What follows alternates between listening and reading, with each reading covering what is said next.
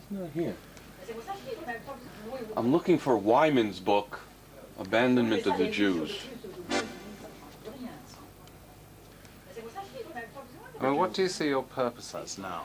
Same purpose. Our purpose is very simple, to defend and safeguard the rights and interests of the Jewish people throughout the world. And that changes, of course. That is to say, the international Jewish agenda changes with each historic period. There's been a very strong attack upon yourselves and the whole restitution process by Norman Finkelstein recently. What's your views about it? Frankly, Mr. Finkelstein's views are warped. And I've told him this after he phoned me, after he wrote his book. He is engaged in what I can only describe as the big lie. And I don't use that term casually. At the heart of his thesis, I think, one of his main arguments is that the effort towards Holocaust restitution is little more than extortion in order to enrich Jewish organizations. I think that's one of his central theses. And he makes the charge in his book that the World Jewish Congress Treasury has amassed $7 billion. As they used to say here, there was a famous manager of New York Yankees called Casey Stengel. He would always say, you could look it up. Well, you could look it up in his book. And I challenged him on this, because let me begin by saying, it ain't so. Period. Full stop. And he cited as his source a reference in a German newspaper which said this. And he believes he's a scholar? But it's not that there shouldn't be restitution. That's not what you're saying. I find that a funny question because there's nobody who fought harder for restitution than I did. I devoted maybe 20 years to fighting for my mother's restitution. What I oppose is not restitution. I oppose, number one, demanding money on false pretexts. What was done to the Swiss bankers was simply extortion. It was a fraud. And number two, once you've gotten the monies, then to deny it to the actual victims, that's just shameless. I think he's raising some very important and legitimate questions. Like how much of the money that various Jewish organizations are collecting around the world, from the Swiss, from the Germans, and everywhere else, really reaches the survivors. Mr. Finkelstein wants to deny the number of survivors that are alive. And he wants to argue that the Holocaust is an industry, and that those victims that are still alive seeking restitution, that is not restitution, it's extortion, because Jewish organizations are taking the money. But the World Jewish Congress is not taking the money. It's one of those old things where, well, don't bother me with the facts, it doesn't fit into my thesis. These organizations, that they are self-appointed, and besides this, they claim they are entitled to the airless properties and the airless thing. Who appointed this? This is I mean, I can't even say words that this is. Some would argue, and it's not something that can be dismissed easily, that this is justice. What was ours belongs to us. But ours is a very, very ambivalent relationship. What do you mean ours?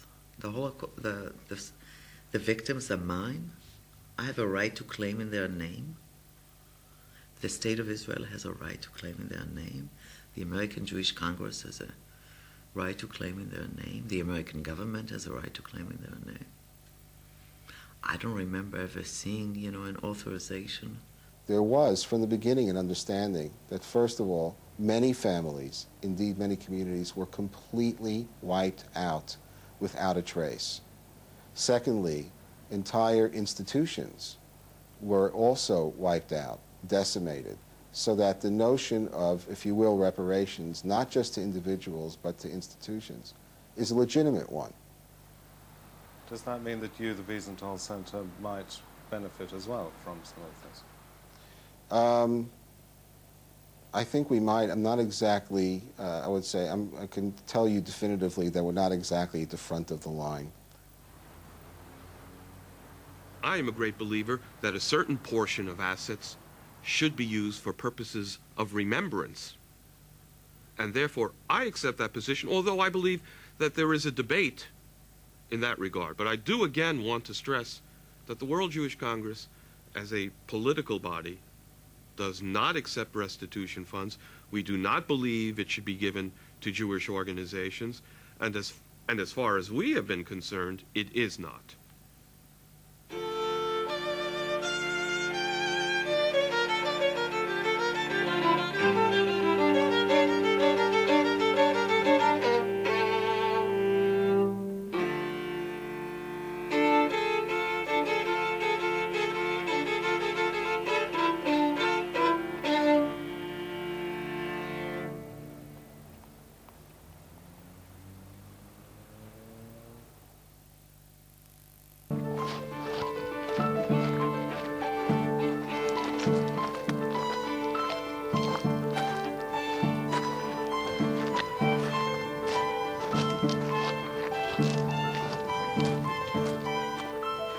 So like that plate we saw up there, this is a new monument, memorial for Roma and Sinti people.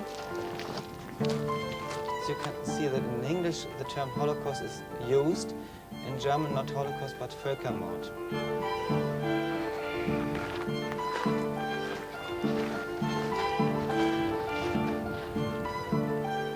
So this was mentioned already in the GDR time, but like Elie Wiesel and others who came here from Auschwitz in the very end, were not mentioned in that perspective. So therefore, another monument for all the Jewish victims was recognized. Their bodies were mostly burned to ashes in that crematorium, and it became visible for the prisoners that their way out of the camp should go through the chimney.